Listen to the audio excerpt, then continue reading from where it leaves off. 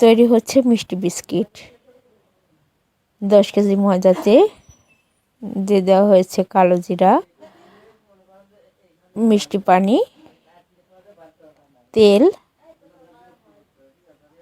10 গ্রাম east, 10 গ্রাম baking soda. মিষ্টি পানি বলতে স্যাকারিন মেশানো পানিকে বোঝায়। এরপরে সবগুলো একসাথে সুন্দর করে মিশে ময়ান দিয়ে নেওয়া হচ্ছে। ময়ান যত ভালো হবে বিস্কিট তত খাস্তে হবে এবং খেতে ভালো লাগবে।